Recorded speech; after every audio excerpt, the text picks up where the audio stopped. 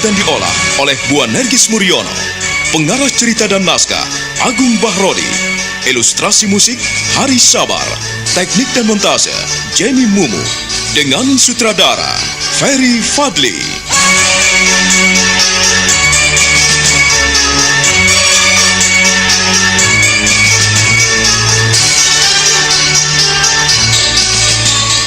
Wahyu Astabrata.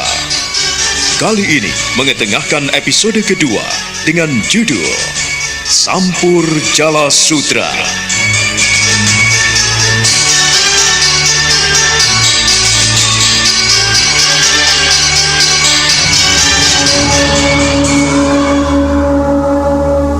Pada saat itu, Kembang Joyokusumo sungguh tidak bisa mengerti dan tidak mau menerima keterangan Joyokusumo adiknya. Sebaliknya, Joyokusumo tetap tenang menghadapi kakak kandungnya yang tidak mau tahu akan dirinya. Joyokusumo tetap bersedekap. Ia tidak mau bangkit dari tempat duduknya. Dia bersila di dalam goa teratap. Adi Joyokusumo, aku benar-benar tidak mau tahu. Aku tidak akan pernah percaya dengan apa yang kau ucapkan. Aku yakin Sampur Jala Sutra sudah ada di tanganmu, tetapi kau ingin memilikinya sendiri. Bukankah demikian, Joyokusumo? Kakang Kembang Joyokusumo, aku sungguh tidak tahu mengapa begitu keras hati dan pikiranmu.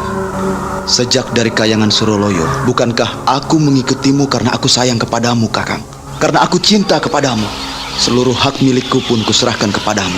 Dan sekarang kau mengulangi peristiwa di Suroloyo, di Marcapada ini.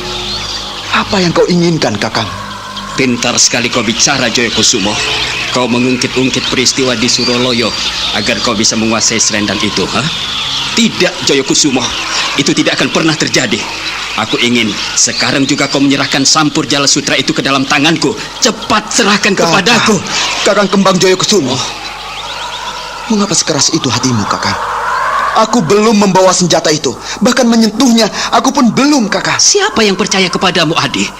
Cepat serahkanlah. Kalau kau tidak mau menyerahkannya, dengan terpaksa aku berebutnya dari tanganmu. Dan mungkin disinilah akhir dari pertemuan kita.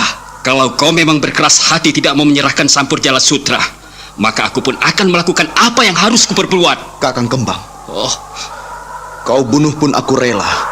Aku memang tidak membawa apa-apa, dan aku belum memperoleh apapun juga selama berada di sini. Joyokusumo, lancang sekali kau. Kau benar-benar mempermainkan aku, dan aku tidak terima. Lakukanlah apa yang terbaik untukmu, Kakang. Bila itu kau pandang baik. Joyokusumo, aku ini saudara tuamu, tetapi selalu kau permainkan. Serahkanlah selendang itu kepadaku, agar tidak terjadi pertumpahan darah. Apa, Kakang? Kau ingin membunuhku? Kalau memang itu yang kau inginkan, aku akan melakukannya, Adi Joyokusumo. Untuk itulah, serahkan Sampur Jala Sutra itu ke tanganku. Maka kita akan tetap bersaudara. Kita akan tetap baik seperti dulu. Apa yang lahir jahat, ia akan tetap jahat. Tetapi siapa saja yang lahir dari kebaikan, ia pun akan tumbuh menjadi baik. Tidak ada pohon yang baik membuahkan buah yang jahat. Sebuah pohon yang baik, ia pasti akan berbuah. Lalu buahnya pun bisa dimanfaatkan orang banyak. Bisa dimanfaatkan oleh burung-burung dan kelelawar. Tetapi jika pohon itu jahat, maka buah-buahnya pun buruk. Persetan! Kau benar-benar menjengkelkan aku, Joyokusumo. Dan kau menghilangkan kesabaranku.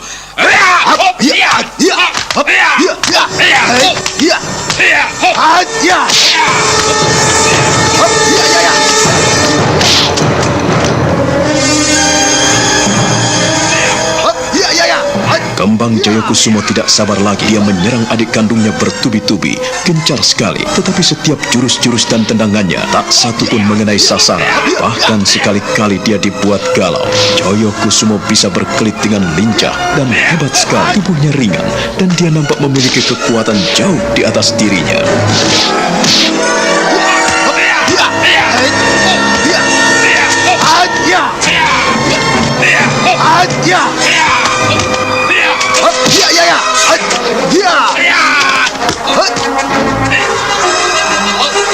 Cukup, Kakang.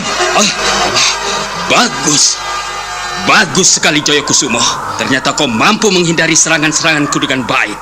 Kakang Kembang, sebelum terlambat, sekali lagi kukatakan kepadamu bahwa aku belum membawa selendang itu. Sampur Jala Sutra belum ada di tanganku, Kakang. Kalau kau ingin memintanya, duduklah sendiri di gua ini. Mari, kita duduk bersama, Kakang. Kau? Iya. Aku bicara sejujurnya. Aku bicara sebenarnya. Dan aku pun tidak minta agar kau mempercayai apa yang kukatakan. Tetapi demikianlah. Hingga saat ini aku belum berhasil membawa selendang Sampur Jala Sutra. Sampur Jala Sutra itu masih ada di tangan Dewi Maya. Kau bisa memintanya, tetapi aku belum berhasil membujuknya. Kau menipuku. Sekali lagi kukatakan kepadamu, Kakang. Aku bicara sejujurnya. Aku bicara sebenarnya. Kejujuran dan kebenaran adalah yang dipegang para kesatria dan para pendekar. Kau adalah pendekar pilih tanding, Kakang. Tak ada seorang pun yang berani melawanmu. Tetapi mengapa kini kau kehilangan jejak, kehilangan jalanmu? Sebagai seorang pendekar sejati, pantang untuk memfitnah sesamanya, Kakang. Lebih-lebih kita adalah bersaudara. Kau kakakku dan aku saudaramu.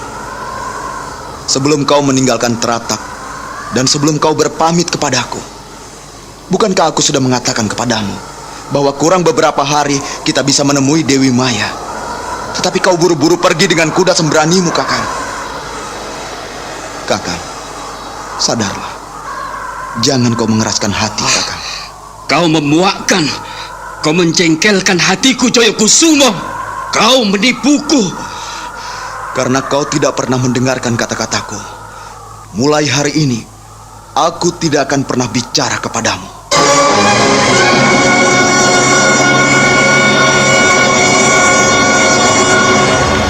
Joyokusumo kembali bersila di pelataran Goa Teratak. Sebaliknya, Kembang Joyokusumo memandangnya dengan mata mendelik.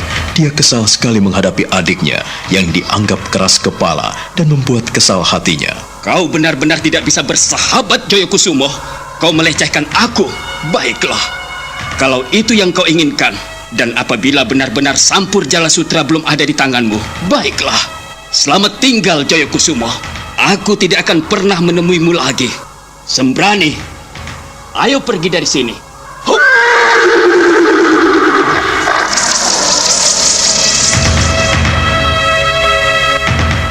Kembang Joyokusumo segera melompat di atas punggung Jaran Sembrani atau kuda api terbang itu. Maka dalam waktu sekejap, Jaran Sembrani itu pun melesat bagaikan sinar api yang melayang jauh ke angkasa. Dan mulai saat itulah Kembang Joyokusumo tidak pernah menemui lagi adiknya yang ada di pelataran Goa Teratak.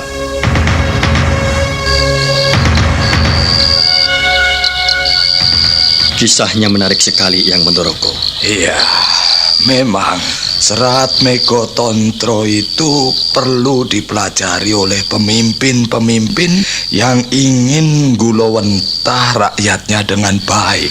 Kembang Joyokusumo adalah titisan Betoro Mego, sedang Joyokusumo adalah titisan Betoro Tontro. Betoro Tontro sepanjang hidupnya tetap mengalah.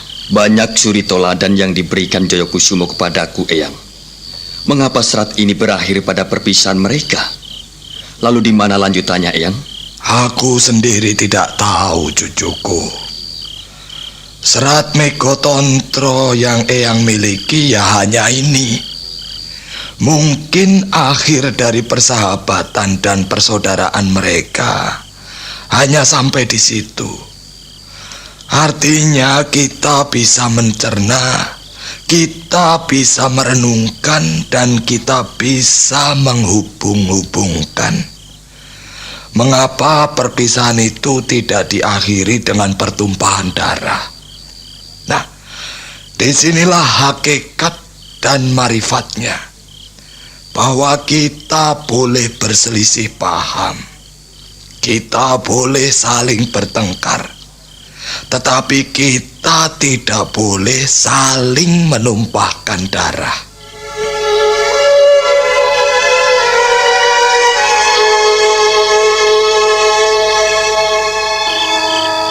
Eyang benar. Penilaian Eyang terhadap Serat Mego Tontro ini benar sekali. Ya, kita memang boleh berkelahi, bertengkar, saling cakar-cakaran, dan saling gigit. Tetapi kita tidak boleh saling membunuh. Tepat sekali, Eyang. Aku setuju terhadap apa yang Eyang katakan. Sekarang kau bisa melakukannya, Ger. Anak-anakmu, istri-istrimu, dan semua para abdimu bisa kau pimpin sebaik-baiknya. Serat Megotontro ini hanya sekedar contoh. Selanjutnya adalah bagaimana kau mempraktekannya dalam hidupmu. Aku berjanji, Eyang. Saya berjanji, Mataram akan kupegang sebaik-baiknya. Tidak pula kulepaskan.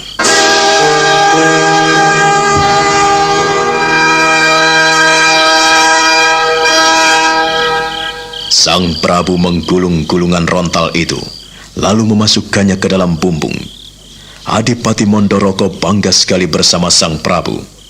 Mereka saling tersenyum dan menikmati sisa-sisa malam hingga pagi hari dengan membaca serat-serat lama yang ada di rumah Eyang Mondoroko.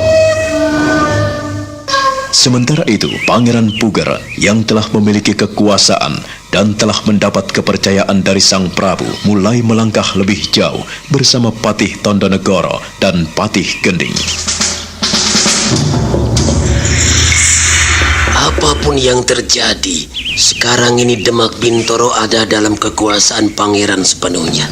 Piagam itu telah berada dalam genggaman Kanjeng Pangeran. Mau hitam atau putih, semua itu ada di tangan Kanjeng Pangeran Puger. Aku ingin agar Jepara menjadi pelabuhan yang besar, Paman Gending. Dengan memperbesar pelabuhan Jepara, artinya upeti yang masuk, pajak-pajak pun akan mengalir deras. Nah, dengan uang yang masuk dalam kas kadipaten ini, maka kita akan bisa menegakkan Kadipaten Demak.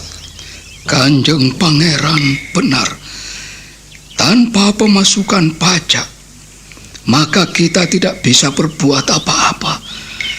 Kapal-kapal pedagang dari Malaka, dari Payengarmasing, dan dari seluruh penjuru dunia akan masuk kemari.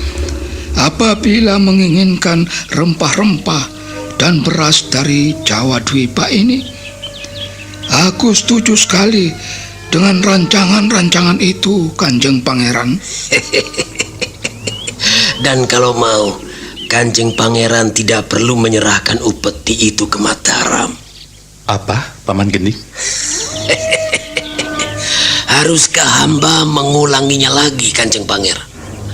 Bukankah sudah hamba katakan, jikalau perlu upeti tidak perlu diserahkan pada Mataram? Patut kita gunakan sendiri untuk mengelola Demak Bintoro. Mengapa begitu, Paman Gending? Bukankah kita ini berada di bawah kekuasaan Mataram? Kalau kita tidak menyerahkan upeti kepada istana, itu artinya kita tidak mematuhi lagi isi piagam ini. Kanjeng Pangeran tidak perlu khawatir. Kita bisa memulai rencana kita, Kanjeng Pangeran. Kanjeng Pangeran telah mendapatkan kepercayaan penuh.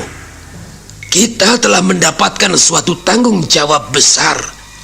Tetapi kita juga telah mendapatkan hak, dan kita bisa menjalankan semua itu tanpa mengindahkan mereka.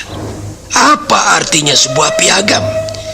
Yang penting adalah bagaimana kita melakukan tugas-tugas ini sebaik-baiknya. Tentu saja demi kepentingan kita. Bukankah begitu, Kakang Tondonegoro?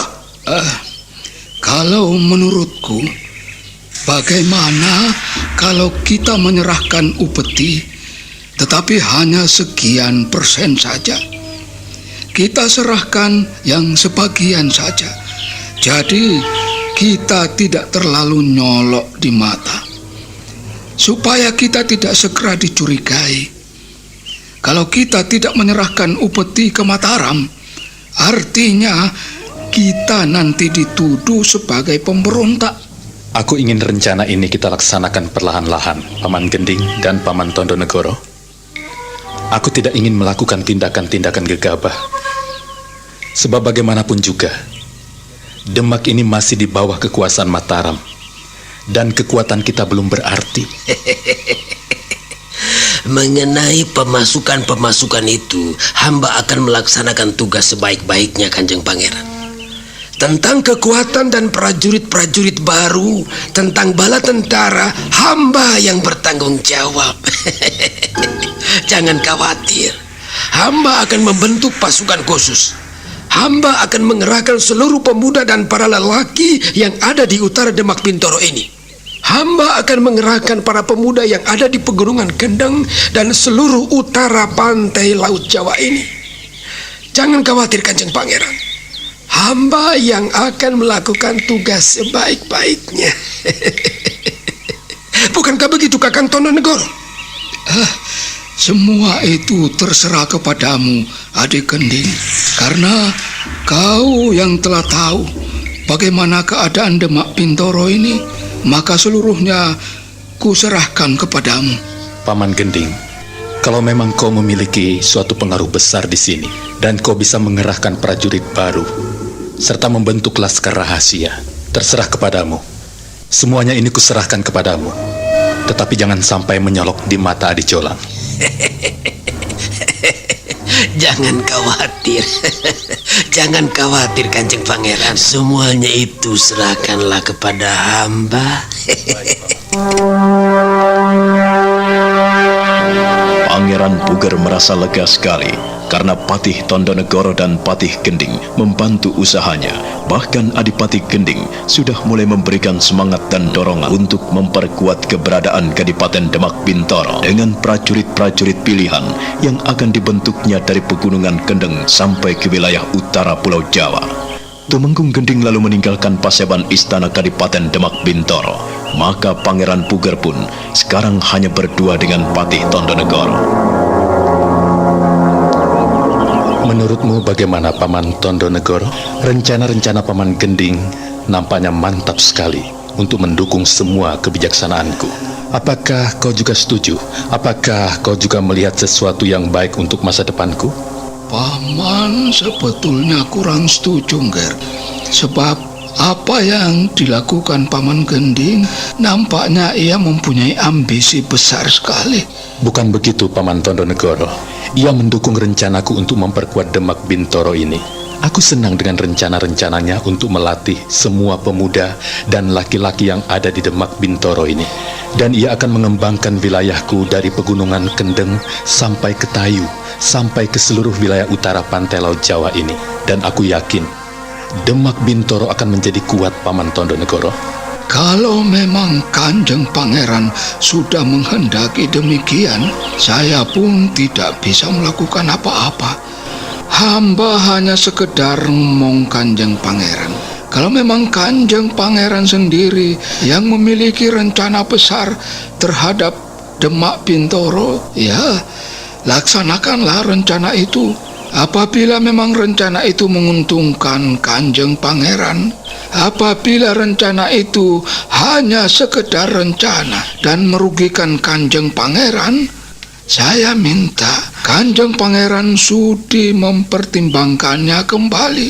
Sebab hamba tidak ingin apabila keraguan dan ketidakmantapan itu membuat Kanjeng Pangeran termangu-mangu. Tetapi Paman Tondonegoro, bukankah Paman Gending sudah menunjukkan apa yang baik untukku? Saran-sarannya sungguh mengena di hatiku. Sebelum aku ditunjuk dan diberi kekuasaan di Demak Bintoro ini, aku tidak diperkenankan datang di Paseban Agung. Dan itu cocok sekali dengan suasana hatiku. Lalu apa yang kudapatkan setelah menuruti apa yang diinginkannya? Adi Jolang segera menunjukku sebagai penguasa di Demak ini. Ya, terus terang, ini merupakan buah pekerti dari apa yang dilakukan Paman Gending kepadaku, Paman Tondonegoro. Kanjeng Pangeran tahu mana yang baik dan mana yang buruk, dan apa yang paling tepat untuk Kanjeng Pangeran. Semua terserah pada Kanjeng Pangeran, karena Kanjeng Pangeran sendiri yang memiliki kebijaksanaan. Menurutku tidak ada salahnya, Paman Tondonegoro. Apabila pada saat ini Paman Gending mulai mengerahkan para pemuda dan menyebarluaskan keinginanku ini melalui cara-caranya. Dan aku tahu, semua cara yang dipakai oleh Paman Gending nampaknya amat bagus. Nah, untuk itulah kita harus mendukungnya, Paman. Kanjeng Pangeran tidak salah langkah. Kukira tidak. Kukira apa yang kulakukan ini tidak salah. Aku hidup bukannya untuk mengikuti apa yang telah berjalan, Paman. Tetapi aku harus mengadakan perubahan-perubahan. Aku tidak ingin semuanya ini bersifat ajeg dan terus begini. Aku harus memberikan warna baru pada Mataram. Ya, aku tidak akan membiarkan Adi Jolang ongkang-ongkang kaki di singgasana. Pangeran Puger dan Patih Tondonegoro diam dalam keheningan. Mereka sibuk dengan hati dan pikiran masing-masing. Sementara itu, Adipati Gending mulai menjalankan siasat dan rencana-rencananya. Kalian semua bisa menyebarluaskan pengumuman ini. Semua pemuda dan laki-laki yang masih memiliki badan sehat, kuminta mendaftarkan untuk menjadi prajurit di Demak Bintoro. Iya, Kanjeng Tumenggung. Dengarkan, Guntur. Aku saat ini bukan jadi Tumenggung lagi, tetapi aku telah menjadi Patih Demak Bintoro. Aku telah menjadi Patih, kau tahu? Ampunkan hamba, Kanjeng Patih. Semoga apa yang Kanjeng Patih titahkan bisa saya laksanakan sebaik-baiknya. Hamba akan menjalankan perintah.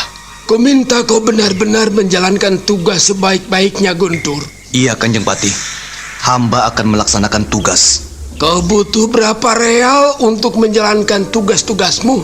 Semua itu terserah Kanjeng Patih. Sebab yang hamba lakukan ini bukankah hanya melaksanakan amanat Kanjeng Patih. Tentu saja Kanjeng Patih telah merencanakan seluruh anggaran dan biaya yang diperlukan. Hamba hanya akan melaksanakan tugas dan perintah. Berapapun yang hamba terima, itulah yang hamba jalankan. Bagus kalau begitu. Ini ada 2.000 real. Semoga saja cukup untuk kau pergunakan untuk menjalankan tugas-tugasmu, Guntur. Dan jangan lupa, apabila kurang, kau bisa bicara kepadaku. Hamba, Kanjeng Patih. Terimalah uang itu dan gunakan sebaik-baiknya. Terima kasih, Kanjeng Patih. Hamba akan menjalankan tugas dan perintah Paduka. Kiranya Kanjeng Patih merestui semua apa yang hamba lakukan. Ku minta kau menyusuri daerah pegunungan Kendeng, ke Sukolilo, ke Pati, Tayu, dan semua harus mendengarkan berita ini. Dan kau sendiri harus benar-benar memegang perintahku. Jangan sampai ada yang kelewatan, Guntur. Iya, Kanjeng Patih. Hamba akan melaksanakan tugas. Cepat, lakukan sekarang juga. Menunggu apa lagi? Seorang prajurit pilihan yang gagah perkasa menghaturkan sembah di hadapan Patih Gending. Lalu ia meraih buntalan uang real yang terdapat dalam kantung kulit itu. Disisipkannya di balik bajunya, lalu pergi meninggalkan wisma Patih Gending. Sementara itu, Nyai Warih yang ditinggalkan Ki Warih di hutan Kerapia kini tinggal di wisma seorang diri. Pada suatu malam, ada seseorang yang mengendap-endap mendekati wismanya.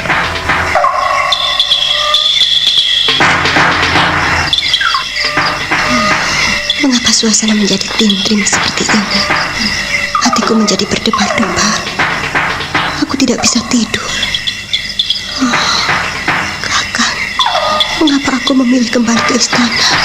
Mengapa aku tidak menemanimu saja di hutan Kerapia?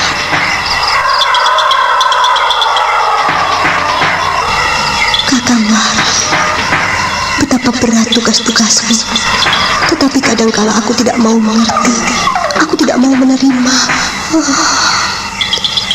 Kadang-kadang aku mementingkan diriku sendiri, mementingkan keakuanku sendiri.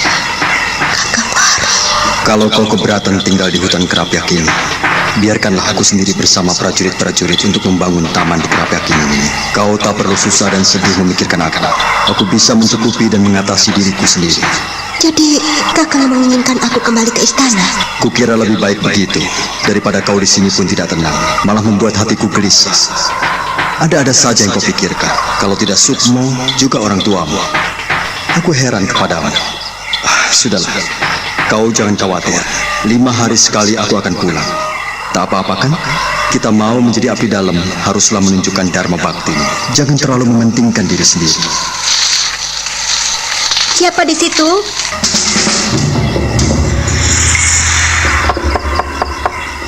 Siapakah kau di luar? Kaukah Kakang Wari? Kakang? Kaukah di luar? Kakang? Jawablah aku. Kaukah di luar?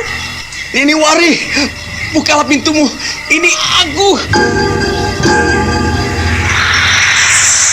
Nini Warih berdiri di balik pintu.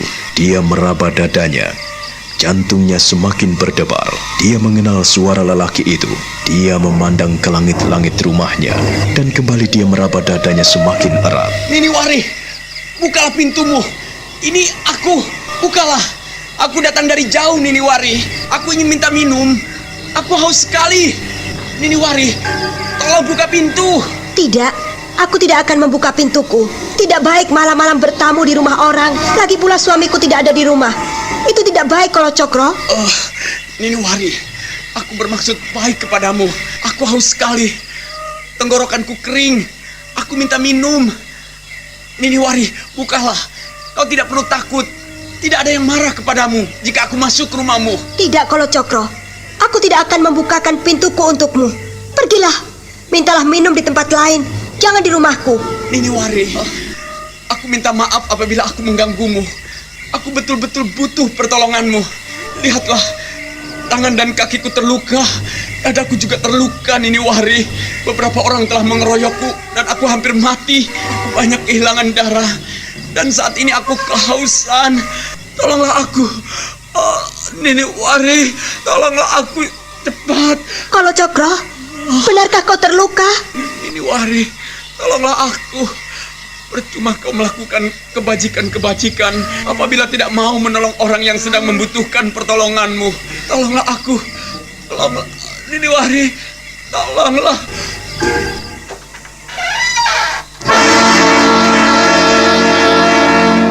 Nini Warih membuka pintu dan dia terkejut sekali ketika melihat Kolo Cokro meringkuk di depan pintu rumahnya. Dengan ragu-ragu, dia memeriksa Kolo Cokro dengan tatap matanya yang dingin.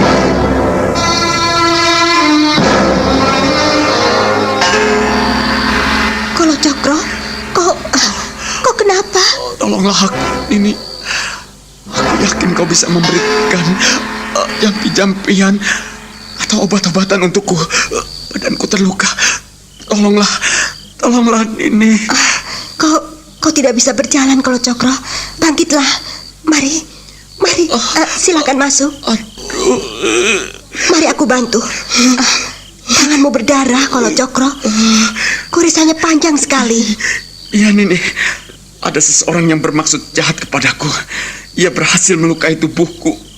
Dadaku juga berdarah. Tolonglah aku. Duduklah di sini. Aku akan mempersiapkan obat-obatan untukmu. Aku akan mengambilkan obat untukmu. Berbaringlah di balik-balik ini.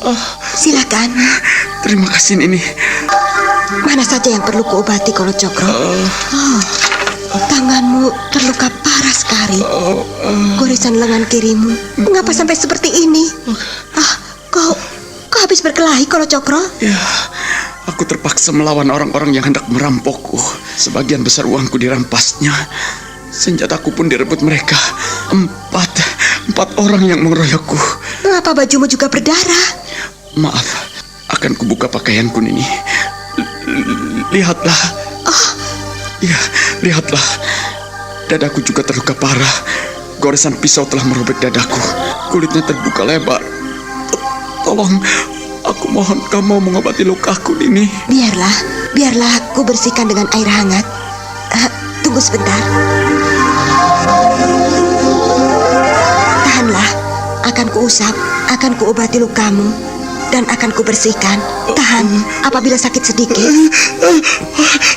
Sakit sekali, Nini. Perih, Nini. Tahanlah, Kolo Cokro. Tahanlah. Aduh, Nini. Aduh, sakit sekali. Perih sekali. Aduh, sakit sekali, Nini. Tahanlah. Akan kubersihkan.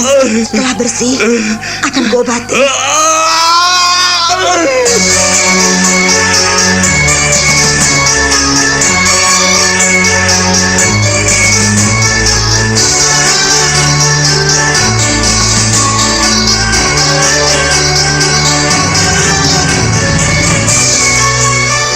Kolo Cokro merintih kesakitan ketika luka di dadanya dibersihkan Nini Warih dengan air hangat. Dia hanya bisa mendelik dan merintih mendesis-desis. Dia menahan kesakitan yang luar biasa. Luka di dadanya menganga dan mengeluarkan darah. Nah, bagaimana nasib Kolo Cokro selanjutnya? Saudara pendengar, silakan menunggu seri berikutnya dalam serial Wahyu Astabrata ini. Sampai jumpa.